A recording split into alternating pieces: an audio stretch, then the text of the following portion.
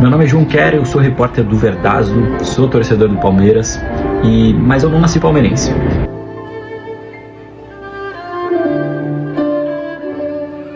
Eu nasci São Paulino, porque meu pai era São Paulino. Ele nunca ligou muito para futebol, nunca foi um grande torcedor, mas normalmente quando o nosso pai torce para um time, a gente diz que torce, né? Mas eu nunca senti aquela identificação com o clube, nunca acompanhei de perto, até que quando eu tinha 8 anos, mais ou menos, eu estava passeando com a minha família naquelas feirinhas de praia, né, em São Sebastião. E eu peguei um colar assim do Palmeiras que eu vi, eu mostrei pra minha avó e ela começou a me contar a história do meu avô, que eu não conheci, meu avô paterno que eu não cheguei a conhecer, e porque ele faleceu antes que eu nascesse, e ela contou que a família dele era palmeirense, que a família dele era descendente de italiano, né, que o avô dele, meu tataravô, veio da Itália para o Brasil, né, então que a família era italiana e se tornou palmeirense. Eu gostei muito de ouvir essa história e como uma homenagem eu escolhi torcer pro Palmeiras naquele dia. Só que dentro de casa eu não tinha ninguém que me aproximasse do clube ou que me incentivasse a torcer, a acompanhar os jogos, então eu fui fazendo isso por conta própria. Só que no começo, com 8, 9 anos, eu ainda não entendia muito do esporte, não entendia muito de como era torcer, então ali, por exemplo, no Campeonato Brasileiro de 2009, que para muitos palmeirenses é um trauma, eu já assisti alguns jogos, mas eu não cheguei a entender muito bem o contexto da época. Então, o primeiro ano do Palmeiras que eu realmente lembro foi 2012, a conquista da Copa do Brasil daquele ano. Eu lembro que eu assistia, a grande maioria dos jogos eu assistia sozinho mesmo, né, porque eu acompanhava sozinho, na minha família não tem tantos palmeirenses, meu pai e minha mãe não ligam muito, meu irmão também não, então eu assistia sozinho, torcia sozinho, e eu lembro na final da Copa do Brasil, quando o Betinho faz o gol do título, eu saindo correndo, tava no Rio de Janeiro, no apartamento com meus pais, saindo correndo e me jogando no tapete, eles só achando engraçado, e eu comemorando muito esse título, que pra mim foi o meu primeiro, e naquele mesmo ano, já vi o Palmeiras ser rebaixado pra segunda divisão, vi no ano seguinte um Palmeiras disputar uma Série B, né, e acompanhando ali já era um torcedor fanático do clube, acompanhava todos os jogos. 2014, mais um ano de muita aflição, né, de muito sofrimento, mas eu lembro que eu com os meus 13 anos na época, eu já ia nos jogos, eu já comentava assim com as pessoas, cara, o Palmeiras precisa ficar, precisa conseguir não ser rebaixado de novo, porque daqui a pouco vai chegar o nosso novo estádio, o Palmeiras ainda estava sem o Allianz Parque, vai chegar o novo patrocínio da Crefisa, e se o Palmeiras conseguir se manter na primeira divisão em 2014, a partir de 2015 as coisas vão engrenar. E não deu outra. A partir de 2015 o Palmeiras começou essa era tão vencedora, ganhou a Copa do Brasil, ganhou vários campeonatos brasileiros, aí começou a era Abel Ferreira, e o resto é história, né? Então hoje, além de ser um torcedor fanático que cobre que acompanha todos os jogos, eu também trabalho acompanhando o Palmeiras de perto através do Verdazo, um portal dedicado à cobertura do Palmeiras, e nesse portal o meu trabalho é de cobrir as notícias do clube todos os dias. Então hoje mesmo eu fiquei até agora 10 horas da noite fazendo conteúdo sobre o clube. Eu vou em todos os jogos no Allianz Parque para fazer a cobertura completa, participo de todas as entrevistas coletivas com Abel Ferreira, e vou até em alguns jogos fora de casa. Já fui para o Rio de Janeiro, já fui para Belo Horizonte, já fui para outros estados aí para cobrir o Palmeiras. Então hoje eu estou muito próximo do time, já cheguei a conhecer alguns jogadores, o treinador, então hoje eu consigo ter esse prazer de ter o clube no meu dia a dia. Eu, mesmo sendo um jornalista esportivo, não tenho problema em revelar o meu time, até porque foi ele que me aproximou do esporte, foi ele que me aproximou também do jornalismo esportivo, e se eu estou aqui é graças a essa paixão pelo Palmeiras, e eu acredito que, mesmo tendo um time do coração, as pessoas têm que saber fazer análises imparciais. Então se o Palmeiras jogou mal numa partida, ou se a diretoria do Palmeiras teve uma decisão incorreta ou correta, eu tenho que saber analisar de forma imparcial, olhando sem o olhar apaixonado, né, pelo clube.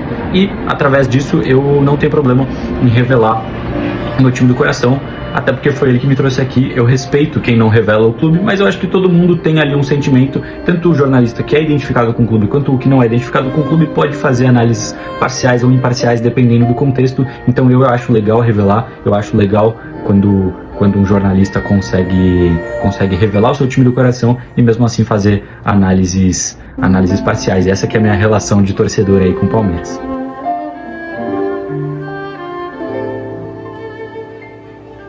Meu maior ídolo no Palmeiras, eu diria que é o Rafael Veiga, porque para mim ele é um dos maiores símbolos da era Abel Ferreira, né? Além do, claro, do próprio Abel, mas além de tudo, ele é um cara que é identificado com o clube, ele sempre foi um torcedor do Palmeiras, ele representa o torcedor dentro de campo, na minha visão, e então, além de representar muito essa era vencedora que começou com a chegada do Abel, aliás, começou antes, né? Desde a época ali da presidência do Paulo Nobre, que as coisas começaram a se ajeitar, a chegada do Allianz Parque, o Veiga participou de grande parte disso e principalmente agora, nesse período de muitos títulos seguidos, como foi com o Abel Ferreira, ele já está entre os jogadores com mais títulos na história do clube.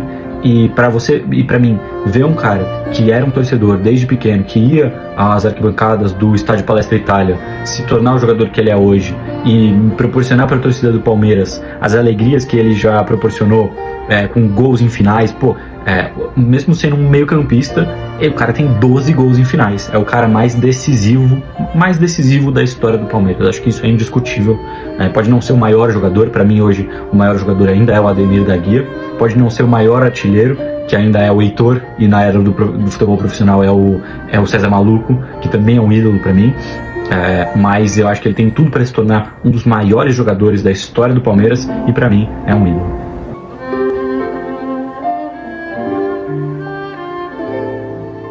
Olha, é claro que como todos os palmeirenses aí da minha geração, eu sou nascido em 2001, todos os palmeirenses que são nascidos de 2001 para frente têm as finais de Libertadores de 2020 e 2021 como momentos muito especiais. A Copa do Brasil de 2015 também merece uma menção honrosa. Aí, para mim, acho que a Libertadores de 2020 foi ainda mais especial que a de 2021 para mim, porque era um sonho ver o Palmeiras ganhar a Libertadores e eu realizei ele no dia 30 de janeiro de 2020 com o gol do Breno Lopes e o John ficando parado. Então, aquele talvez tenha sido o momento mais emocionante, mas para diferenciar um pouco aí da maioria dos palmeirenses e falar um jogo um pouco diferente, eu vou escolher a final do Campeonato Paulista do ano passado contra o Santos. Ela teve um gostinho muito especial, principalmente para mim, porque foi a primeira final que eu cobri como repórter do Verdazo. Eu já tinha coberto o título brasileiro de 2023,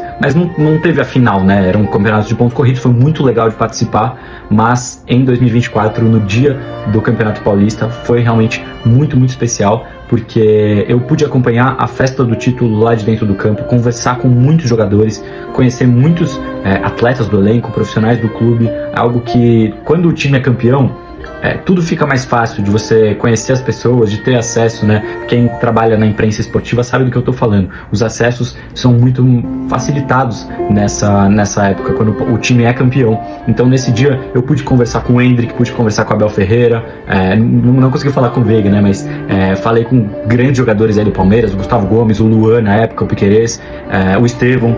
Então, foi um prazer imenso esse dia, principalmente por conta da rápida entrevista exclusiva que eu fiz com o Abel Ferreira, uma hora ali que eu consegui puxar meu celular e ter uma palavrinha com o Abel. Foi uma entrevista muito, muito especial. Fora a conquista do tricampeonato paulista, que era algo que o Palmeiras não conquistava há 90 anos. Então, para mim, esse dia foi realmente muito especial.